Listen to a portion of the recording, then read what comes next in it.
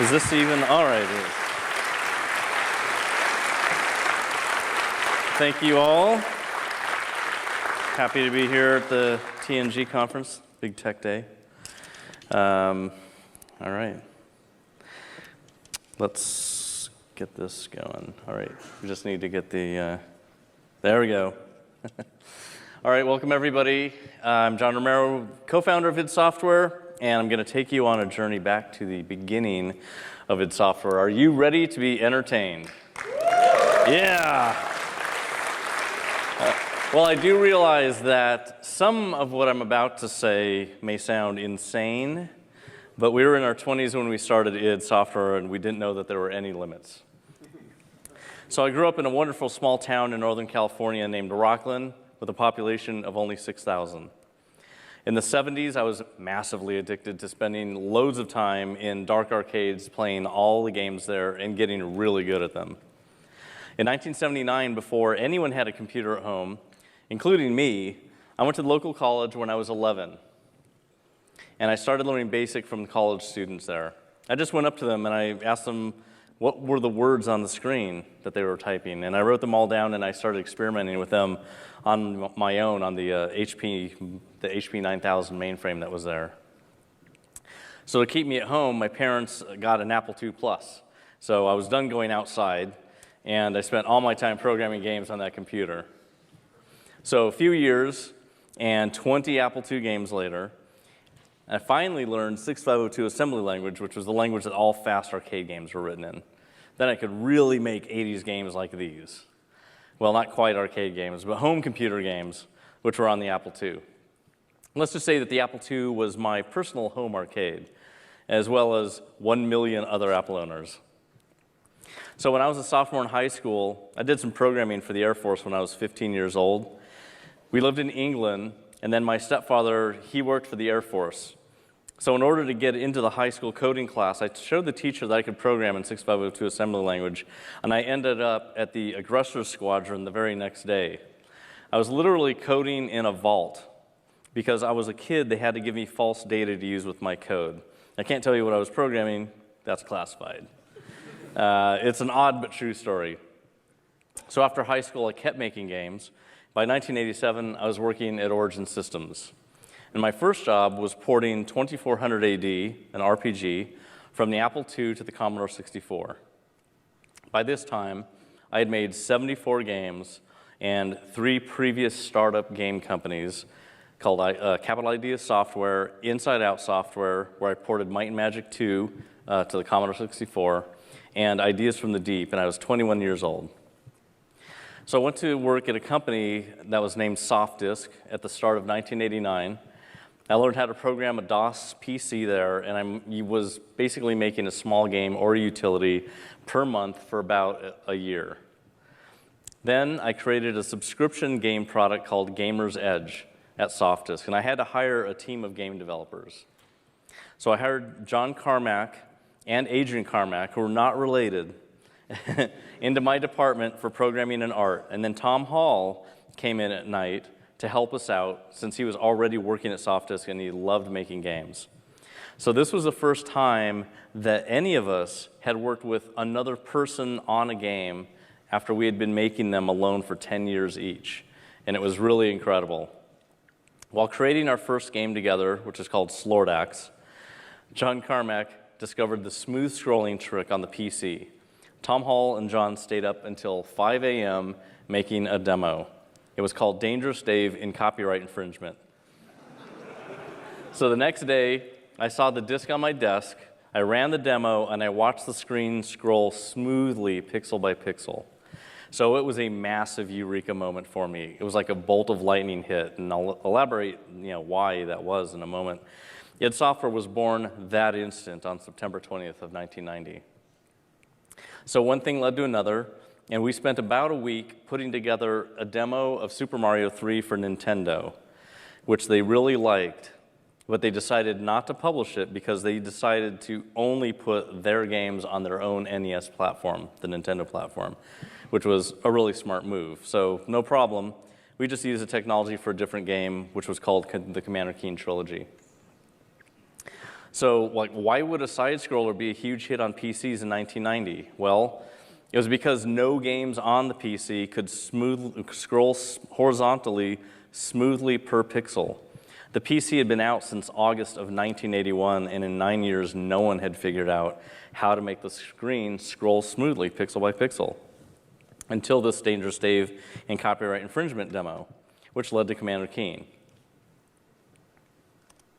So the Commander Keen trilogy provided the start of the company, and we made these 3 games in 3 months, from September 20th to December 14th of 1990. And it was a massive hit for us, and it was so popular that people cosplayed it as Keen for years at events. This game also pioneered the creation of game engines. We designed the game as an engine so that it operated on different data to make different games. It was really the only way that we could get the trilogy done so quickly. In fact, in 1991, when we were working on Keen 4 for the next trilogy, we started licensing the engine for the first time. So it was the beginning of the modern engine licensing business that basically Unity and Unreal have. So development in our games went very smoothly and quickly because we stuck to some core principles that are important even today. So through this talk, I'm going to highlight some of our core principles. I'd like to highlight something else right now, namely this photo. Has anyone seen this photo before on the internet? One person. It's a picture of us at our lake house in Shreveport, Louisiana, which is where we basically started. And so the funny thing is that people have asked me for years, what's in this picture? So I spent some time analyzing it, and this is what you see in here. So this is me and John in early September of 1990. We're working on the Super Mario 3 demo that we planned on sending to Nintendo. We both worked on this huge Dungeons & Dragons table that John had. We used to play D&D on the weekends, and those sessions led to ideas for future games like Doom and Quake. So Tom Hall took this photo, and the computers were brought home from work on the weekends. So this photo was taken on a Saturday or a Sunday. On top of the monitor is one of those old Intel reflective astronaut plushies, and to my left is a notepad, which was just a task list of bugs to fix. And that's our high-level task list of what we had to get done to finish the demo, just a whiteboard leaning on a chair. And then this is Tom Hall's area where he was actually doing all the graphics for the demo. It was really just us 3. He recorded gameplay on a VCR, and he played it back, pausing the action so he could duplicate the tiles exactly in Deluxe Paint 2. It was a Photoshop of the 90s, early 90s. So the TV set had a 13-channel selector on it, and it was connected by an RF modulator, so it was very old school. So id Software was formally founded on February 1st of 1991, and we made 12 games that year. Shadow Knights, Dangerous Dave and the Haunted Mansion, Rescue Rover.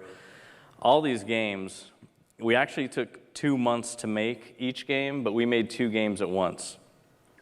This is basically due to us having 10 years of intense game development experience before this, but is also due to our first principle. So we had no prototypes. We just made the game. We polished as we developed. We didn't depend on polish happening later. There wasn't any time. So always maintain constantly shippable code. This is how we made so many games so quickly. We had the entire game in our heads. We just needed to quantify what needed to be created, and we just went working on it until the game was finished. There were no prototypes for our games. We just made them. But remember that this was a small team of only 4 people, and we could do this. Large teams absolutely require more planning. Time for a quick story. So one day, it rained really hard, and the lake behind the lake house in Louisiana was just flooding all the streets around. And I really needed to get to work. Like, we were furiously working away on our games, and I really was excited to get back to coding. So I just got ready for work, and I went down the street, and then I saw this. The entire road was flooded. So I did what I had to do. I basically waded through this huge flood with water snakes. I mean, it's Louisiana. There's alligators, there's water snakes, and everything. Didn't matter. I went all the way to the house, took another shower, and then I started coding. We're so excited to be making our games 24/7. And I also note that during this year of 12 games, we moved id Software from Louisiana up to Wisconsin. So that takes a little bit of time out of game development, which was 2 games at that time. And we couldn't really afford to have anything go wrong while we're making our games at this fast pace. So we created another principle that really kept us developing quickly. Like, it was incredibly important that our game can always be run by the team. So we bulletproofed our engine by providing defaults on load failure. So if you have 100 people trying to make a game that will not run, you're paying 100 people to sit around and wait for it to get fixed. Super expensive. So we recognized the importance of keeping the game always playable, and we decided to bulletproof our engine by making all input totally solid. So game engines typically fail because they're trying to load bad, corrupted, or non-existent data. So checking for this and providing a default for a failure case keeps the game running, and it will quickly show you what is missing. So if you fail to load a sprite in the game, just show a bagel. If the theme song isn't loading, play something horrible for people to listen to until they fix it. Missing a sound effect, same thing. So after 1991, id Software's first stage of company development was complete, and another important principle was in effect. So keep your code absolutely simple. Keep looking at your functions. Figure out how you can simplify further. We wrote all of our games, including Quake, in basic C, not C++.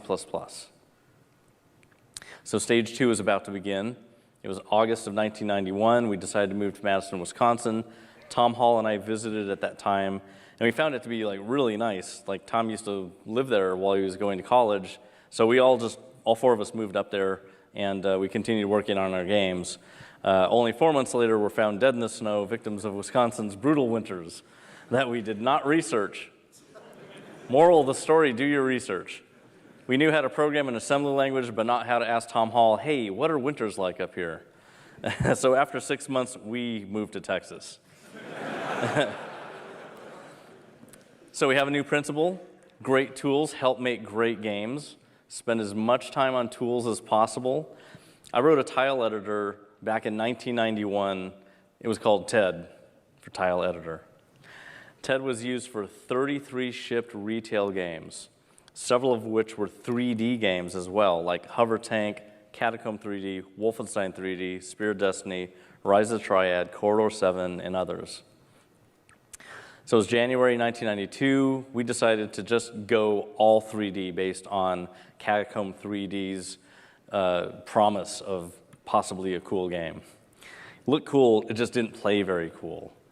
So Wolfenstein 3D was the game that we made. It took us 4 months of development time to get to the shareware launch with 1 episode of levels from the idea. So it took 2 more months after that to finish all 60 levels and create a hint book for the game. First month, the game sold 4,000 copies, all priced at $60 each with no marketing. So it did really, really well. Spear of Destiny came right after that. It took 2 months. It's a prequel to Wolfenstein 3D, and it was just retail only. And then right after that, Tom Hall traveled to Kentucky to work for a couple months on what was called Wolfenstein VR. Yes, it was 1992 VR. So back in the days of Commander Keen, I had discovered a small 3-person game company called Raven Software in Madison, Wisconsin. Called them up, went over to their place, and we just introduced ourselves. And flash forward 7 months later, we did a little bit of work with them by modifying the Wolfenstein 3D engine, and we licensed to them for a game called Shadowcaster.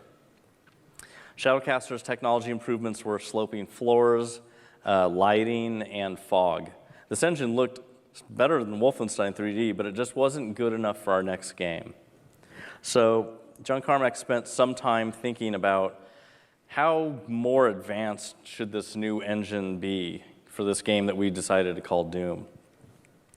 So based on the rapid development of our previous games, we came up with another really important principle. We are our own best testing team, and we should not allow anyone else to experience bugs or see the game crash. So we don't want to waste anyone else's time. We would test thoroughly before we checked in our code. No throwing it over the fence for testers to find. and put in a bug database and then fix it later. It's a wasteful cycle. id Software had no QA.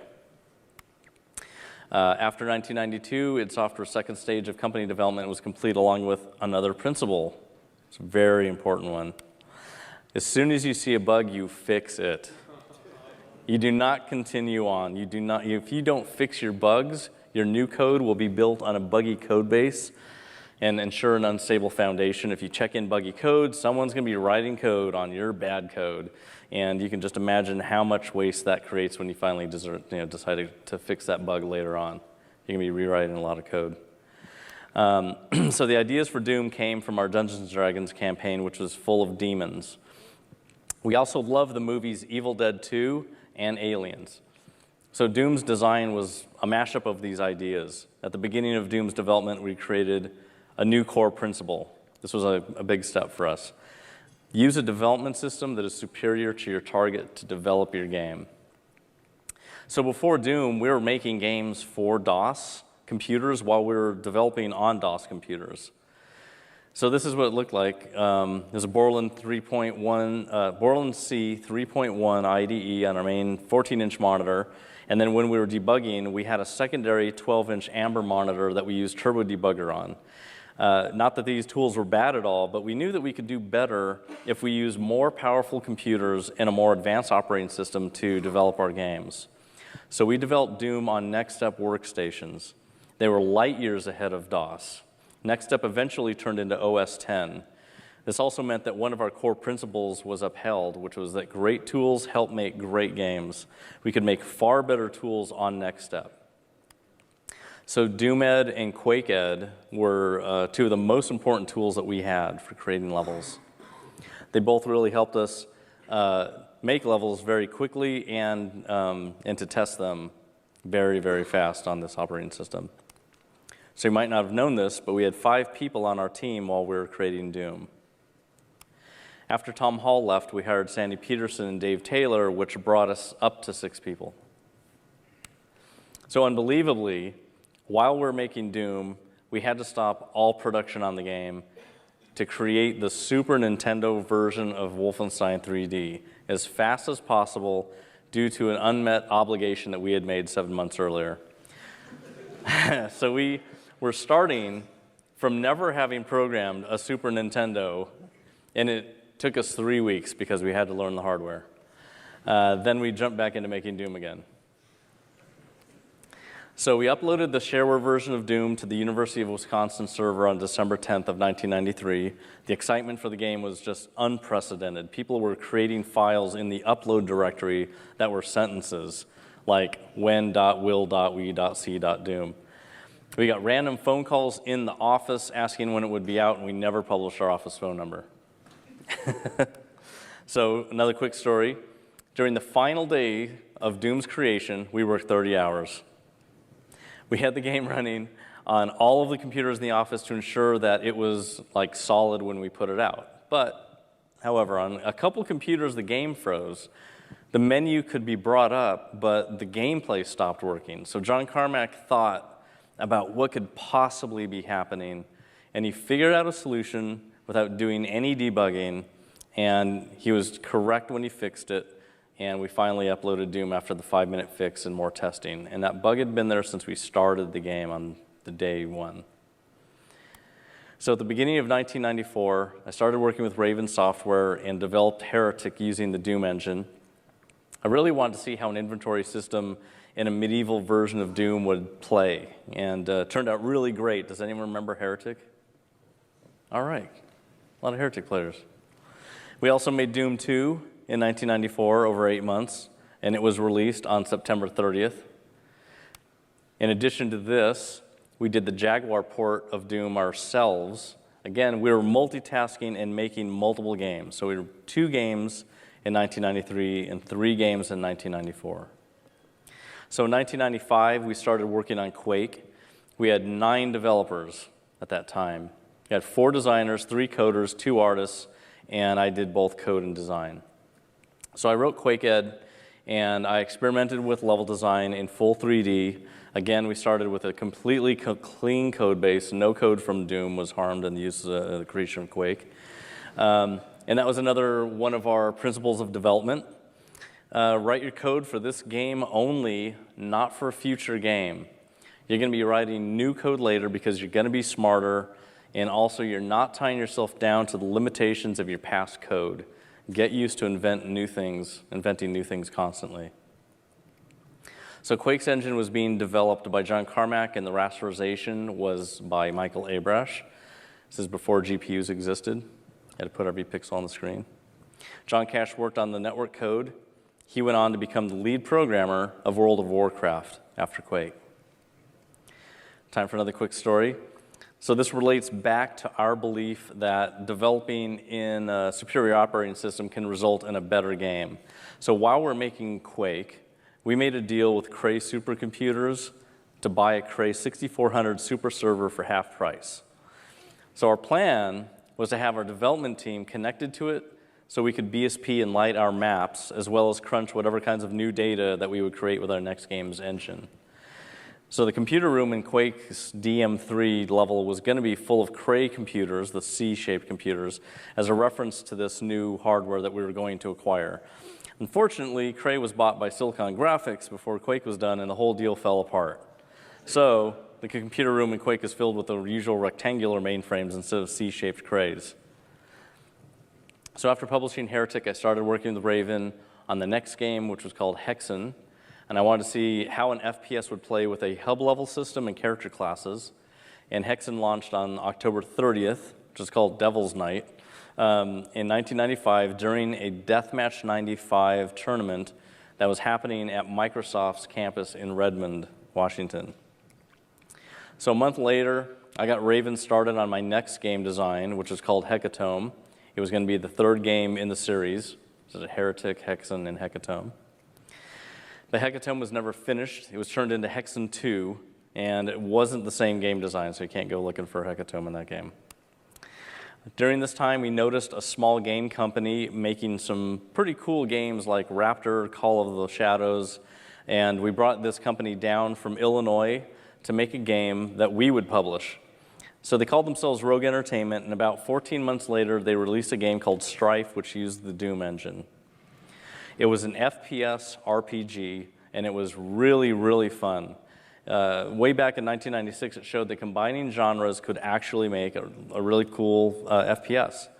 And nowadays, we have games like Destiny 2 and other FPS RPGs, but Strife was the first one.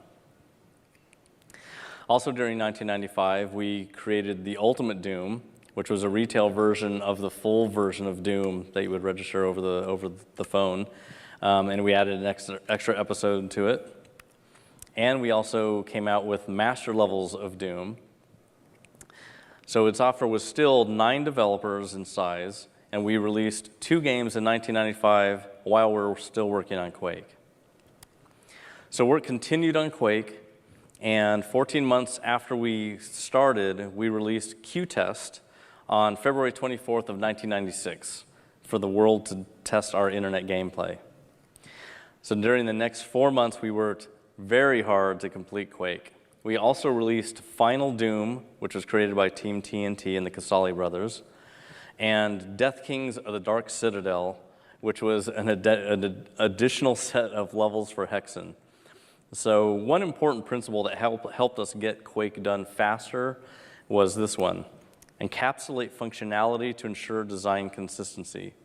So examples of this in Quake would be the torches that are on the walls. We could have made the level designers place a torch model on the wall, and then a fire model that animated, and then a sound entity for it, all at the same location, but then if we needed to move stuff around, something most likely would have gotten left behind, and just pieces of entities would have been all over the place. So it's far easier to just create one entity as a torch that had all of its functionality built in. So water in the game needed sound effect entities all over the surface of the water, and to just fully cover all the water areas. And same thing with the sky. And it was, we wanted you to be able to hear water everywhere that you could see it. And if the water got moved around in level, because you're changing levels constantly, all of those entities deleting and moving around, something would have been left behind. It would have been kind of a mess. So it's easier to just make the game play the water sound whenever water is being rendered on the screen. So it was a renderer level feature, and it was out of the designer's hands. So it ensured consistency, and it really saved a lot of memory. And we did the same thing for the Sky Audio in Quake. So I released Quake Shareware on June 22nd on the University of Wisconsin at Madison's site. Another quick story. While Michael Abrash was programming the renderer, he was interleaving CPU instructions with FPU instructions to calculate perspective correct texture mapping. So sometimes while he was playing the game, just for one frame, the game would show a completely different part of the map. So he isolated the only instruction where this could possibly happen and determined that it was impossible for it to be an invalid value. So he had a friend from Intel come over and go through the same analysis, and his friend agreed, yes, that's totally correct, but there is a known error with the floating point divide instruction on the Pentium. So it was a hardware error, and there was nothing that we could do about it. So we just left it. We just left our code there, and now this bug is known as the Pentium FDiv bug. You can look that up on Wikipedia.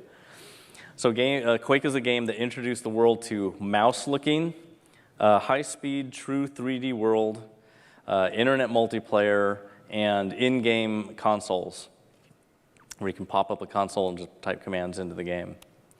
Clans sprung up immediately, as did eSports and tournaments everywhere. Quake World launched 5 months later because of this, which was a much better way of playing big clan matches. So making games was and still is our life. We love it more than anything else, as you can tell by our release of 28 games in 5.5 years by less than 10 people. Many other games were released that used our licensed technology over the years. And here's a couple more core principles that we learned from all of this work. Try to code transparently. Tell your lead and your peers exactly how you're going to solve your current task and get feedback and advice. Don't treat game programming like it's a black box. The project could just go off the rails and cause delays. And programming is a creative art form based in logic. Every programmer is different and will code differently. Don't waste time focusing on a rigid coding style. It's really the output that matters. So thank you very much, and I will answer questions now after this.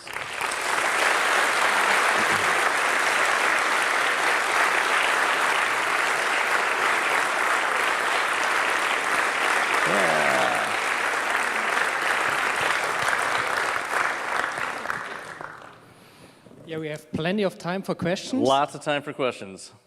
You can ask whatever you want.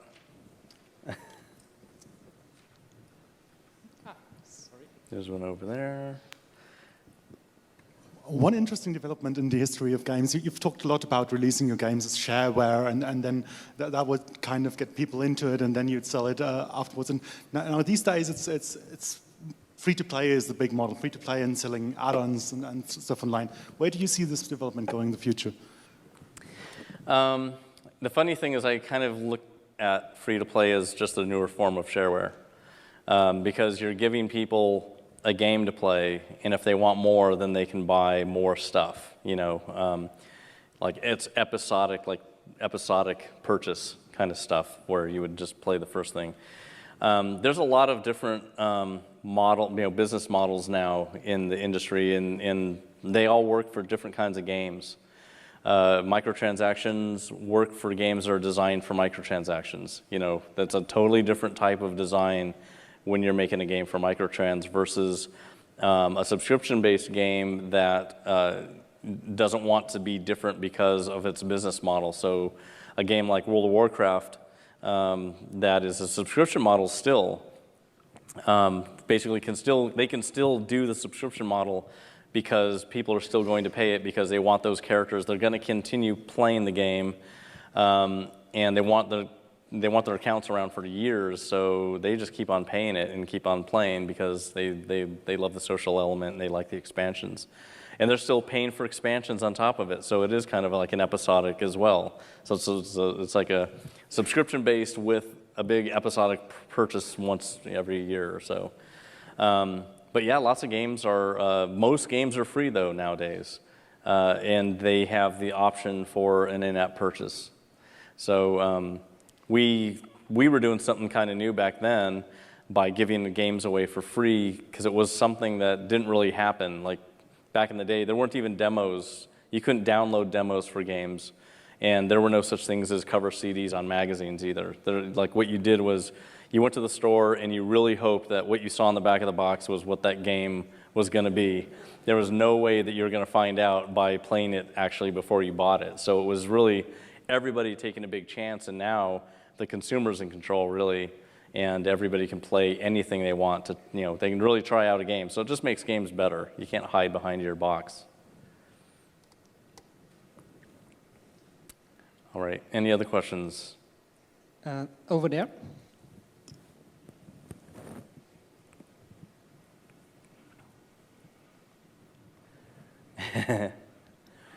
Yeah, there you go. Thanks. So my question is, who came up with it, and how did you come up with these claymation-like 3D figures, and then scanning them and then texturing them for, I think, since Doom? So yeah. It seems like a really, really weird idea for some guys to just come up with that. Yeah, so for Doom, in games, like basically Wolfenstein before Doom, Adrian was the guy who basically drew all of the characters and did all the animation. And not only did he, this was more work than playing side-scroller platform games, because he had to draw a character and it needed to rotate 8 times and animate frames of walking and shooting in all rotations. So every character we put in that game was a lot of work for Adrian to do. And we knew that going into Doom that we were still going to be using sprites, but that we're probably going to have a lot more monsters in the game, and they were probably going to be way more elaborate than a human that you can kind of copy and modify, with a different uniform, like in Wolfenstein. This is going to be an actual completely different shape, and it's going to take a ton of time. So how can we save time? And one of the fastest ways to save time is to rotoscope, to scan in something that you're creating. So we started with clay because that was like the easiest thing to do. So Adrian sketched out what the character would be on paper, and then he got the Baron of Hell modeled on a clay modeling, a thing that you build clay characters on. It's like a metal post with a kind of a ball thing, and you put all the clay around it and model. And so he modeled the Baron of Hell. It looked exactly like his picture.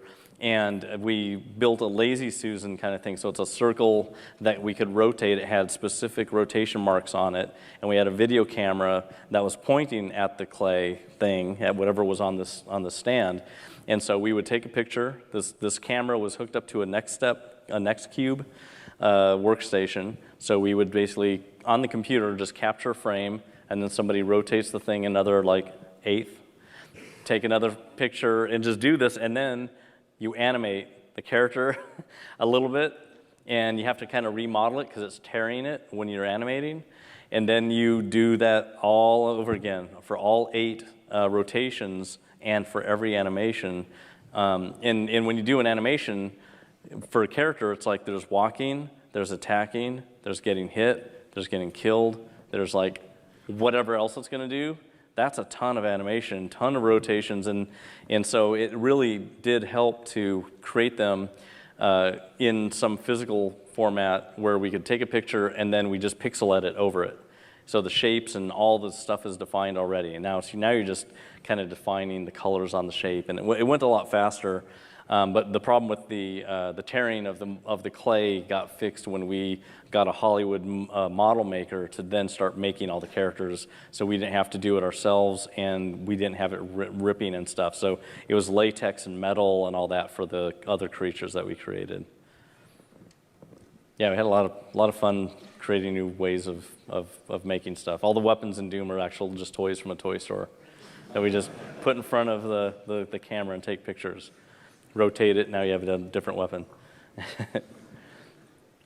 Yeah, any other questions? Yeah. All right. I was wondering, how did you organize yourself as a team working on a game or even on multiple games at the same time? How did you organize your code or your scheduling? Yeah, so we didn't have source control.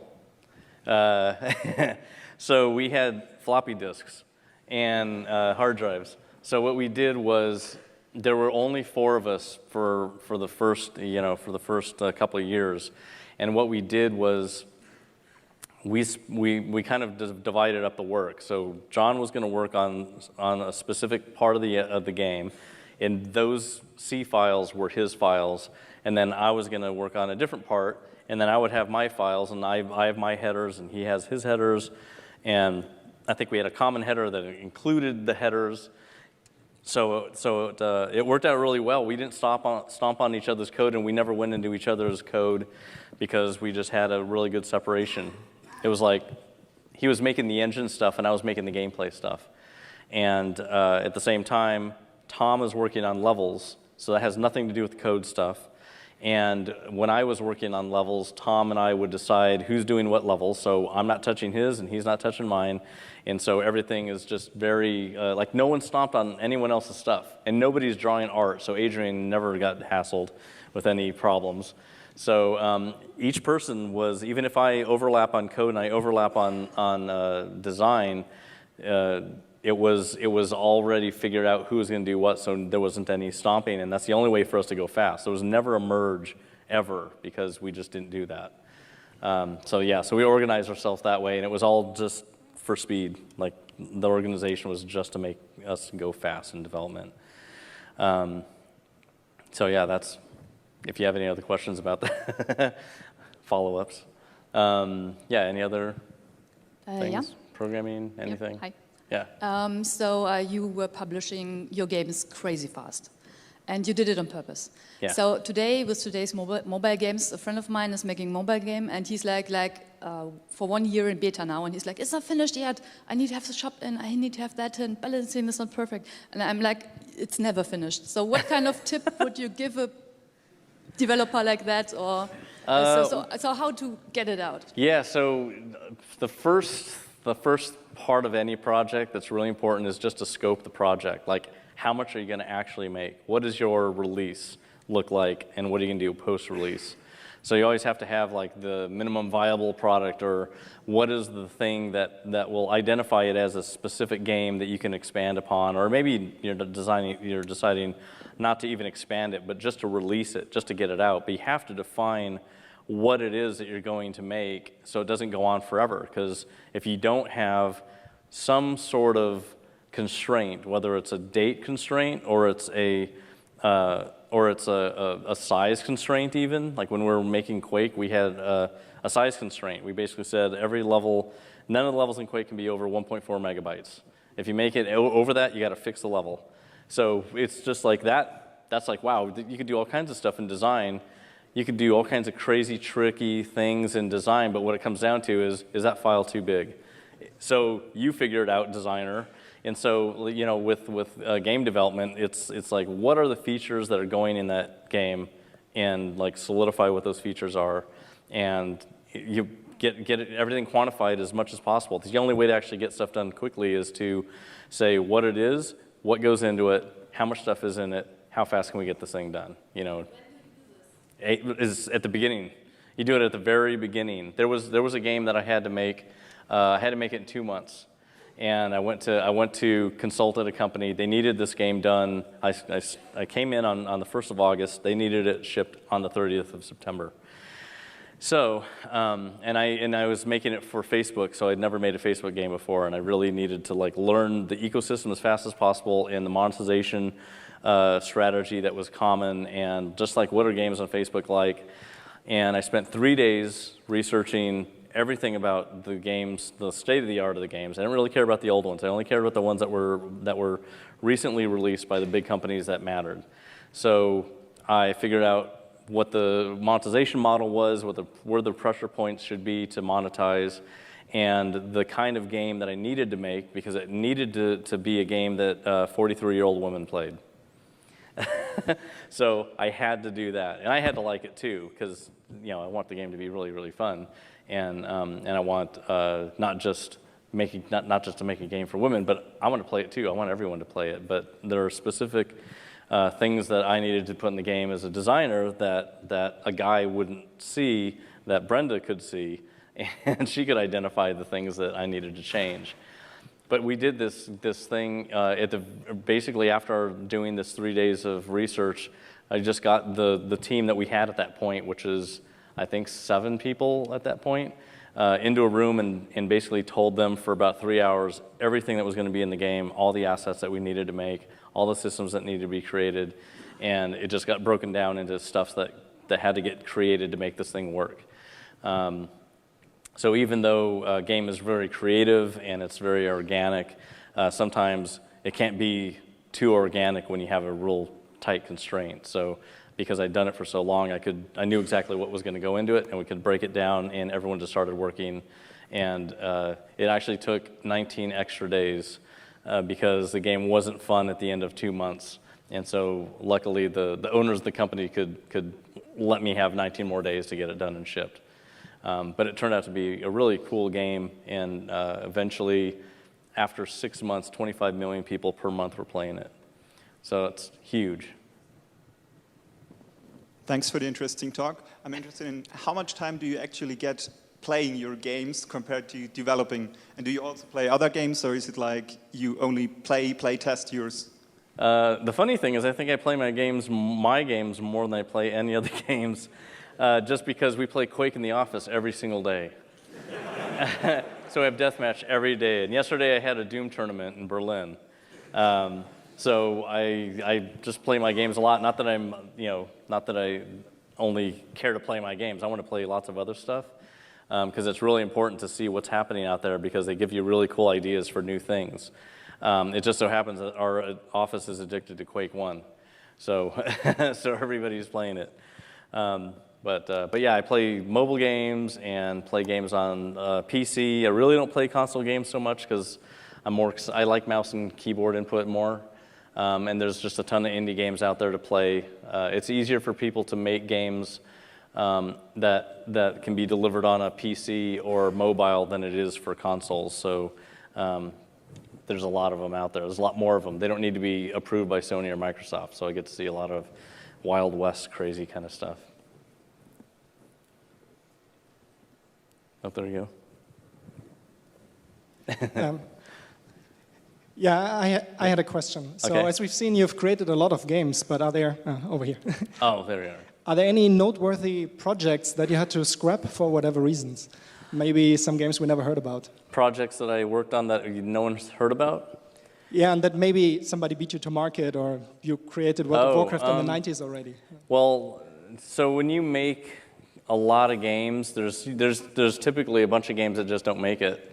And if you don't talk about the games that you're making, then nobody knows that you didn't actually ship something.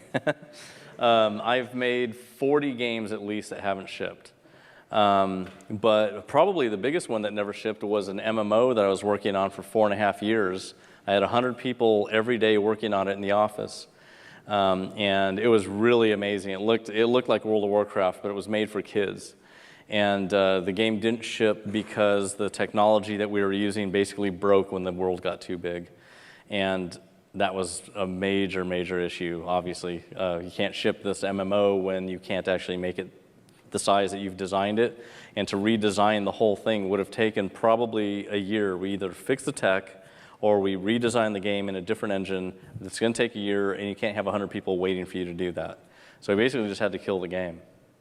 It was about $26 million gone. But, you know, you take chances. You always have to fail so you can succeed later. Okay, anybody else? Since money is being mentioned, so as a kid I was a big fan of Commander Keen. Yeah. But, you know, I don't remember ever buying it, like... Maybe I forgot. So So I wonder, back in the early days when kids would exchange floppy disks in the schoolyard, how could you guys have made money, or how did that work? Well, we didn't need that much money back then. So I mean, our first game, here's something that like you can all do. If you're going to make a game and you don't have a game company and there's no way that you can actually survive without actually making money, you do it at home in your spare time. So when we were making Commander Keen, we were actually working at Softdisk, and we're making from 10 a.m. to 6 p.m., we're working on Softdisk games, and then from 6 p.m. to 2 a.m., we're working on Commander Keen. And then when it was the weekend, we took the computers out of the office to the house, because we didn't even have computers. We didn't have the money to buy 386s. So we just took the ones from the office to the house, and then we could basically stay awake as long as we possibly could to keep coding as much as possible, and then bring them back early in the morning on Monday so nobody knew that everything was taken away. We closed our office door so no one could look in it, so no one knew what we were doing. And so we were making 2 games at a time even then before we left. But it's like we have a job, we're getting paid, and we can make this thing at night.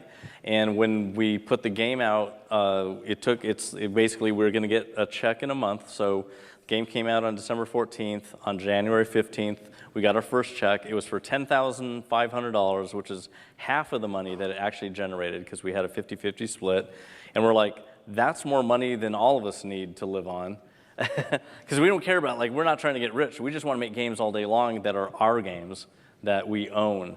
So we're like, we're quitting. This is obviously the first month that we surprise release a game that was never marketed, and people are downloading it from BBSs even, and they're not even copying, they're barely beginning to copy floppies. We knew that it was going to do better.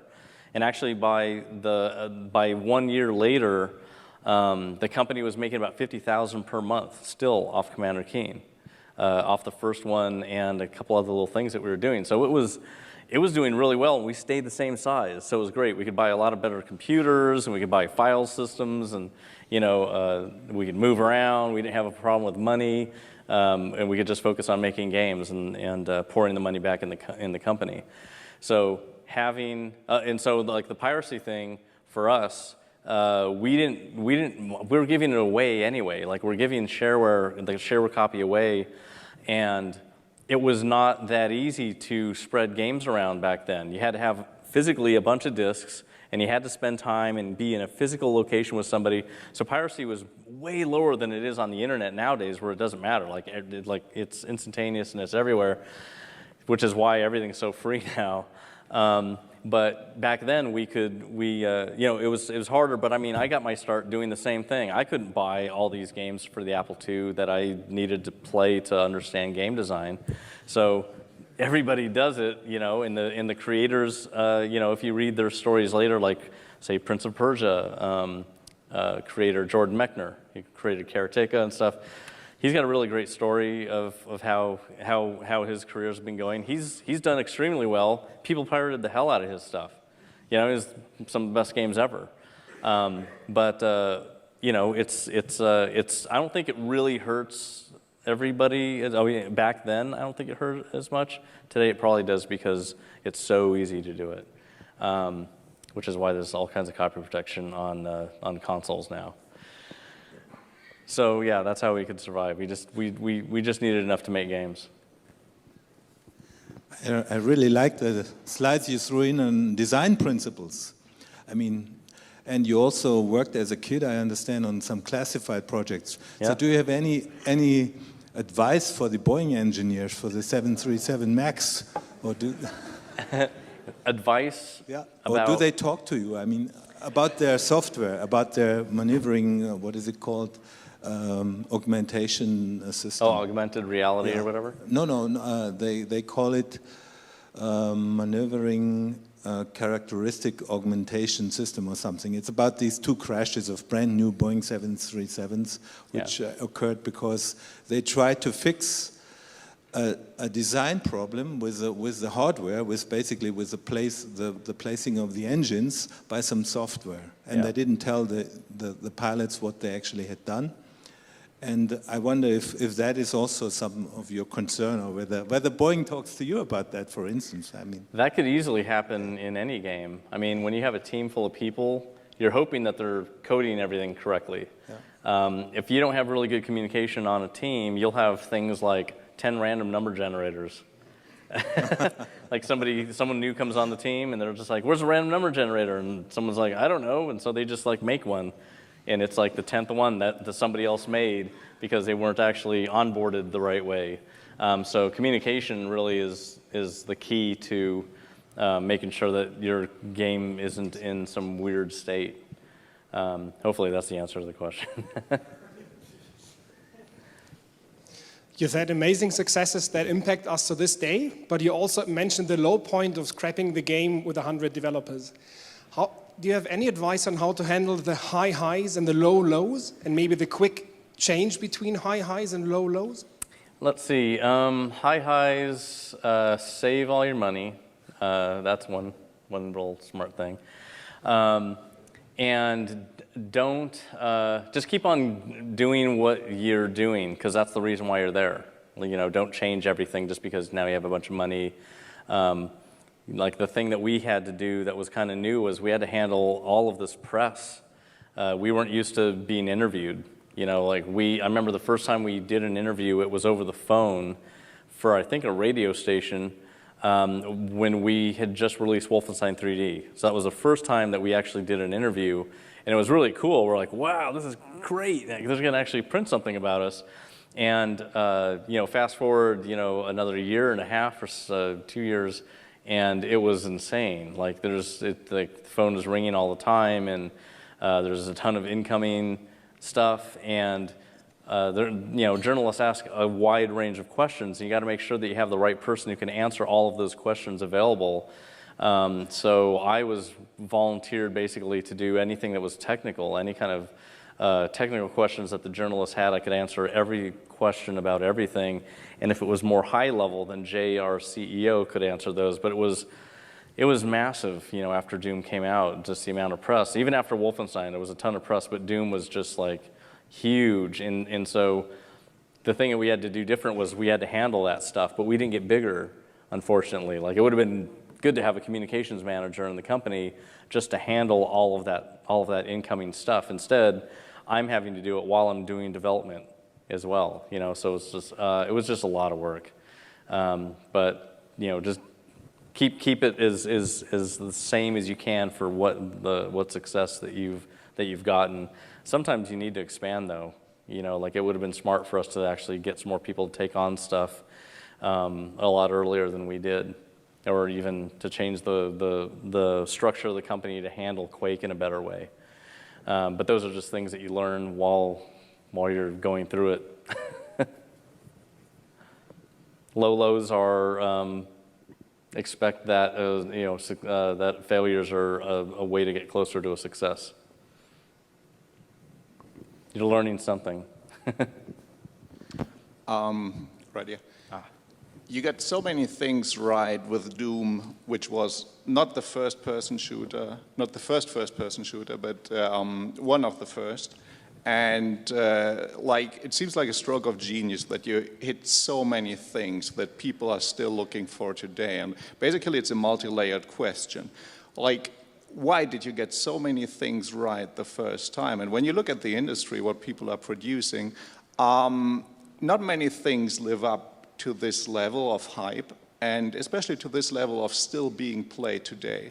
Like, there are not many games that came out in the 90s that are so much revered, and you cannot have planned for that, but Doom is still going strong. Like, there's a modding scene. Basically, you didn't just start the first-person shooter genre, but you also formed, in a way, the modding scene, and like, you cannot have foreseen that, I guess, but when did you realize that it is there, and why do you think that Doom is still going strong today? Like, you yourself released Sigil, I think, a couple of days even ago. Yeah. People are still releasing Doom WODs today, maybe more so than Quake, but even Quake is still played a lot. You have your office sessions. There are not many games on this planet that achieve this level. So yeah. Where is it come from? Well, I think that after Wolfenstein, there were things happening just in the world that we were kind of taking advantage of. So the internet was just about to happen at that time, and we already we had an intranet in our company with a file server. We had BNC Network, and this was before we even had NextStep, before we even had a NextStep machine. So we knew that with Doom that we wanted to have multiplayer, which was going to be, we think, a really big thing, because we were all about making fast games, and to imagine a really fast game where two people are going at each other, that was not something that we'd ever seen. People who are in a 3D environment that are hiding and dodging and shooting with lots of different weapons and using lots of different strategies, that never existed. So we thought about that idea, and we put together a list, like a bullet point list like you would see on the back of a game box, what are the things that this game's going to do? And we made that bullet point list at the end of 1992 before we even started on Doom, actually making the game. So we decided, obviously it's going to be shareware. We saw that with Wolfenstein, how hard people had to work to modify that game. It wasn't made to be modded. It used a modified Huffman compression algorithm with a dictionary linked into the executable, and the executable was then LZ compressed. So people had unexpanded that and pulled the dictionary out and figured out, they reverse engineered the Huffman stuff. They couldn't get it from the assembly language because it was too hard to kind of decode it that way. But they figured it out, and they made their own levels for Wolfenstein. So we saw the insanity of these people really wanted to use Wolfenstein to make their own fun. And we decided at the very beginning, this is going to be an open game. Doom is going to be moddable from day one. We want to make it easy for people to change the game to be whatever they want. We're going to give you something that we think is a really fun experience, but then we're going to let you change that experience. And we decided the experience we give them shouldn't be changeable. So we put it in what we called an IWAD, an IDWAD. Where's all the data is the name of that. So we put everything that we were creating was in an IWAD. That was non-changeable, and it was the foundation for all of the PWADs, which were player WADs, which is where all the levels and stuff come from. Those PWADs would reference the IWAD data so they could be small. So a level could be really small. The IWAD is all of the textures and characters and all that, and the PWAD is just this little piece of level data that references all of that data. So it makes modding easy to pass around. So we knew that modding was going to be something that people already wanted, so we're planning to give that to them. We knew deathmatch was going to be really cool. The engine was going to be beyond anything that we had seen before, so we knew exactly what the engine would have in it. So by the end of 1992, really the data structure for the world was already created, and John basically just had to figure out the fastest way to render that. So we had a great 3D engine, a moddable game, multiplayer over modem and on LAN. It was peer-to-peer. There wasn't client-server at that time. On top of that, we were using a DOS extender to address 4 megabytes of memory instead of the standard below 1 meg limitation of DOS. So we were trying to make the game faster by loading up all the art and everything into higher memory. What we did was we put a press release out in January as we were starting to work on the game that said, this will be the most technically advanced game ever. As we're about to start working on the game, we tell everyone it's going to be the best game on the planet, which is nuts. But we knew that it was going to be really cool. And all we cared about at the time was just to make a better game than Wolfenstein. It was like, Wolfenstein is going to be better than Commander Keen. So we're just trying to make the next thing blow away the thing that we're making already. That was the goal. It wasn't like, make the game live for 25 years or something. It was just make it right. And spend a lot of time balancing it. So the game design had to be new. It had to be had to feel like it was a revolutionary design. So it needed to get rid of things like the things that arcade games had in them, like scores and lives and all that. We got rid of that stuff. We got rid of picking up things for points, you know, like that didn't make sense to this inherent story of a demon invasion, you know. So, not that that's real. I mean, the thing that we liked about Doom was the idea that there's this juxtaposition of you're a space marine going into space, and instead of finding aliens, you find hell, which is absolutely not something you would expect. And so that was just like really strange. So we thought that idea was pretty cool. And putting it all together, along with the shareware model, where we could basically make what we thought was the best game ever and give it away, which never happened. Like, nobody does that. And we wanted it to go everywhere, too. So we did something different with Doom than we've done with anything else, which was not only put the shareware game out there on a BBS for download, but we went to the store and we saw all the places that put CDs in boxes on the shelf.